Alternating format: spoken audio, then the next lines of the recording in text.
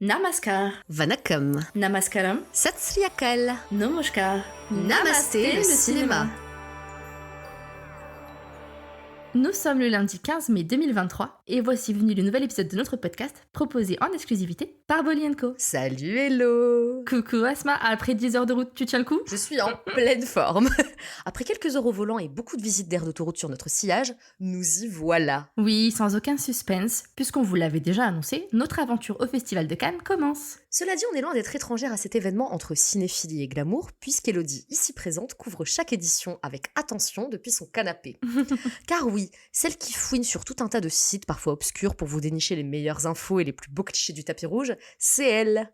Alors je profite de l'occasion pour te remercier de tout le travail que tu as fait durant toutes ces années, et pour te dire que ce festival, cette opportunité qui s'offre à nous, elle est certes pour nos lecteurs et nos auditeurs, mais elle est aussi pour toi, meuf. C'est la récompense de ton travail et de ton investissement, alors profites-en. Je suis émue, wesh, merci. Ouais. C'est vrai que c'était un objectif de longue date pour moi et j'avais vraiment à cœur qu'on puisse le vivre ensemble. Et puisqu'on en est à se faire des confidences, aller sur le terrain avec toi m'avait manqué. J'avais hâte qu'on reparte en festival après toutes nos belles expériences au FAST ou encore au Festival des cinémas indiens de Toulouse. Mais j'avoue que faire notre grand retour avec Cannes, c'est vraiment exceptionnel. J'ai envie de dire qu'on pouvait pas espérer mieux. Grave. Et pour cet épisode spécial, je te propose qu'on sorte un peu de notre cadre habituel, alors on va laisser l'actu de côté pour une fois et replonger dans les temps forts du festival de cinéma le plus suivi au monde. Et évidemment, on va se concentrer sur les instants mémorables pour le cinéma indien lors de cette institution. C'est parti! On part d'abord en 1946 à l'occasion de la toute première édition du Festival de Cannes. Le film indie La Ville Basse remporte la Palme d'Or et s'impose comme l'un des pionniers du cinéma indien néo-réaliste. À ce jour, c'est encore le seul film indien à avoir glané ce prix iconique. Mais il n'est pas le seul à y avoir concouru. En effet, était en lice pour la Palme d'Or Le Chant immortel en 1952, Le Vagabond en 1953, La Pierre philosophale en 1958, Vent chaud en 1974 et Affaires classées en 1983. Et voici le chiffre à retenir, l'Inde a remporté dans son histoire 16 prix à Cannes, toutes sélections confondues. Et sa reconnaissance la plus récente, elle la doit au documentaire All That Breathe de Shonak Sen, reparti avec l'œil d'or et qui sera par la suite nommé aux Oscars dans la catégorie du meilleur documentaire. Je vais citer certains lauréats, histoire d'alimenter vos listes déjà trop longues de films à voir. En 1988, c'est Salam Bombay qui remporte la Caméra d'Or avant d'être nommé pour l'Oscar du meilleur film étranger. La même année, le métrage malayalam Piravi remporte une mention spéciale dans cette section. 10 ans plus tard, Mollywood rafle un nouveau prix à la Caméra d'Or avec Le Trône de la Mort réalisé par Muraliner. Bref, l'Inde n'a pas à rougir de son palmarès. D'autant que 9 personnalités ont eu le privilège d'intégrer le jury de la sélection officielle, et pour une fois, ce sont les femmes qui dominent, car 7 femmes étaient jurées contre 2 hommes. Et on va tous et toutes vous les citer. Le premier, c'est le réalisateur Mrinal Sen en 1982. Il est suivi de la cinéaste Mira Nair en 1990. L'auteur Arundhati Roy prend son relais en 2000, puis c'est à Aishwarya Rai de représenter son pays en 2003. 2 ans plus tard, c'est la comédienne et réalisatrice Nandita Das qui fait partie du jury. Il faut ensuite attendre 4 ans pour que la grande Sharmila Tagore reprenne ce rôle. L'année suivante, c'est le réalisateur Shekhar Kapoor qui occupe le siège de jury. En 2013, l'excellente Vidya Balan devient membre du jury. Enfin, pas plus tard que l'an dernier, Deepika Padukone a contribué à sacrer la sélection. Mais comme on le disait, Cannes, c'est aussi un grand rendez-vous pour son célèbre tapis rouge. Nombreuses sont les stars à avoir effectué la fameuse montée des marches, et certaines apparitions nous ont marqué davantage. Avant tout, il faut qu'on parle de la Queen indienne de Cannes, l'icône Aishwarya Rai Bachchan. Car en plus de son rôle de jurée en 2003, l'actrice est une fidèle du festival auquel elle participe presque tous les ans en tant qu'ambassadrice de L'Oréal Paris. Et parmi ces apparitions, c'est l'un de ses tapis rouges en 2017 qui nous a soufflé. En effet, sa tenue inspirée de Cendrillon signée Michael Cinco est devenue culte. Il y en a une autre qui a réussi presque tous ses passages à Cannes, et ça n'en déplaise à ses détracteurs. C'est Sonam Kapoor. Car si on peut questionner ses compétences d'actrice, nul ne peut nier son sens de la mode. Personnellement, si je devais choisir mon look préféré la concernant, ce serait en 2016 avec sa robe blanche de Ralph Russo aux influences indiennes, avec sa cape et sa traîne dignes des plus beaux défilés. D'autres grandes vedettes ont tenté de nous éblouir avec leur look.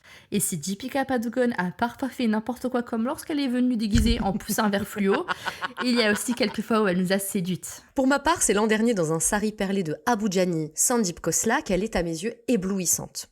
Katrina Kaif, Égérie de courte durée pour L'Oréal, a fait 2 apparitions sous le signe de la sobriété, sans pour autant manquer d'élégance. Et perso, j'ai bien aimé sa robe noire qui contrastait avec ses cheveux, alors teint en rouge pour les besoins du film Fitour. En plus, cette année, Anushka Sharma représentera L'Oréal. Je suis donc hyper curieuse de la voir sur le tapis rouge. Mais au-delà des looks et de la compétition, le Festival de Cannes est un formidable tremplin pour de nombreux cinéastes qui profitent de cette exposition mondiale pour y présenter leurs œuvres hors compétition. Parmi eux, il y a bien évidemment Devdas qui a été présenté en grande pompe lors du festival. Et oui, King Shah Rukh Khan était sur la croisette. Comment ai-je pu rater ça? Je crois que t'avais 11 ans, Asma. Oui, merde. Anurag Kashyap est également un habitué de la French Riviera puisque son Gangs of Wasseypur a été sélectionné pour la quinzaine des réalisateurs en 2012. Et 1 an plus tard, il rempile avec son film noir Ugly, toujours dans la même sélection. Et c'est super puisqu'il sera également là cette année pour son très attendu Kennedy. D'autres films acclamés ont commencé leur parcours à Cannes, comme The Lunchbox, qui a concouru en 2013 pour la Caméra d'Or, Mais aussi le magnifique Massan, doublement sacré en 2015 pour le prix FIPRECI et une mention spéciale dans la section Un certain regard. Le film néo-noir Monsoon Shutout était quant à lui présenté lors des projections de minuit et était pressenti pour la Caméra d'Or. On va aussi citer Titli, nommé pour la Caméra d'Or en 2014, et La quatrième voix, pressentie dans la section Un certain regard en 2015. Enfin, parce qu'elle est aussi l'une des chouchoutes du festival, précisons que Dame Nandita Das a vu sa réalisation Manto nommée dans la section Un certain regard en 2018. Ah, ce petit bond dans le temps m'a rappelé de précieux souvenirs. Mais maintenant, cap sur la 76e édition. Concernant l'édition à venir, vous pouvez retrouver l'article d'Elodie qui revient sur le programme chargé de cette année sur notre site. Retrouvez par ailleurs des vlogs réguliers de notre expérience en présentiel sur le compte TikTok La Meuf de Bolly & Co. Et bien évidemment, suivez-nous sur nos réseaux pour être au fait de toutes les actualités et de toutes nos exclus pendant la durée de l'événement.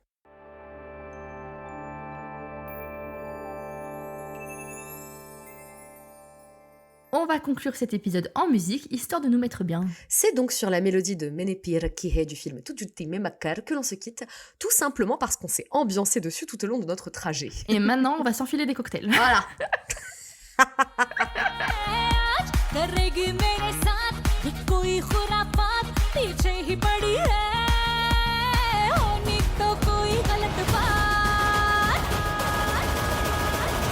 पक्की है मैंने पी रखी है मैंने पी रखी है मैंने पी रखी है रच के आज मैंने पी रखी है मैंने P Un grand merci à toutes et à tous, c'était Namasté le cinéma. Si vous avez aimé ce podcast, n'hésitez pas à partager, à liker, à commenter et surtout à vous abonner pour ne rater aucun de nos prochains épisodes. Vous pouvez nous contacter par mail sur bollyandcomagazine@gmail.com ou sur www.bollyandco.fr. Mais aussi sur nos réseaux sociaux, à savoir sur Instagram, Twitter et Facebook. Promis, on s'engage à vous répondre rapidement.